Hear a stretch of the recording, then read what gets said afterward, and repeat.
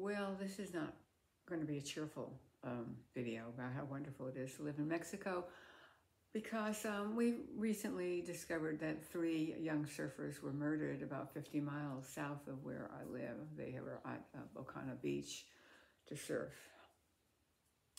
These stories always remind us how dangerous it is to live in Mexico. And most of us who live here, foreigners who live here, we live in denial. We do. Of course. I mean, I suppose a lot of people live in denial wherever they are, but it's when you have a death, and 3 of them, I think it was Jake and Callum Robinson is the name, and the other boy was Jack Carter Road. Shot and killed for what? And that's the question the police, everybody's asking. Why were they murdered? I mean, it was just a robbery. Why were they murdered for a robbery?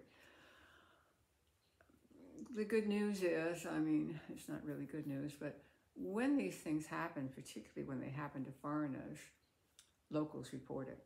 That's how, I don't know, I'm not a police person working on the case, but I'm pretty sure that's how they were found. Somebody in there, come on, you want to come up here? Somebody near them, some local reported them. But, and there's 30,000 murders reported a year in Mexico. And most of them don't affect foreigners. And the reason for that is the craziest criminal does not want the American police or the CIA involved in an investigation. That's, an international investigation. We just live like that. Most of us live in private communities. I live in a private community. It's not particularly all foreign. It's a mixture of foreigners, or a lot of people from different Latin countries live here, actually. But before this, I lived in a foreign expat enclave, I call it, where the only interaction people have with Mexicans were service people.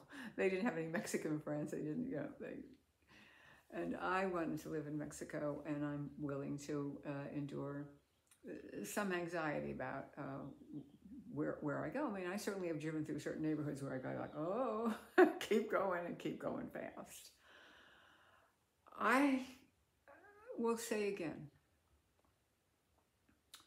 I do believe there's a very high risk when you go into a rural area or where you go off-road.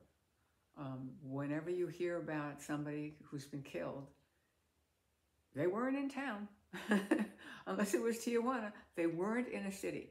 They were in some rural area. Perhaps they got lost or had gone there to surf. And surfers know they're taking a risk. I mean, 2 surfers were killed 2 years ago, again, on the same kind of road where they were just on a rural beach. You have to understand something. When a poor Mexican, or a Mexican who's like a criminal Mexican, they're not, poor people are not all criminals. A criminal looks at you, looks at me, they see an American. And when they see an American, they see a rich person. That I'm not rich is not in their head, because every American is rich by the very fact that they're in Mexico and they're American. So, I'm really sad about that. I am going to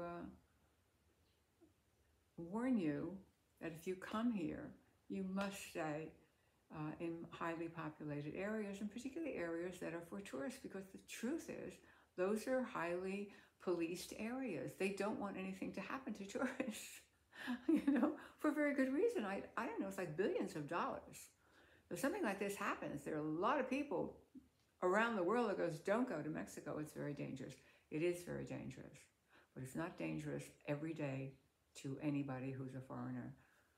May these boys rest in peace. May their parents find some sort of peace about this terrible thing that's happened to their family.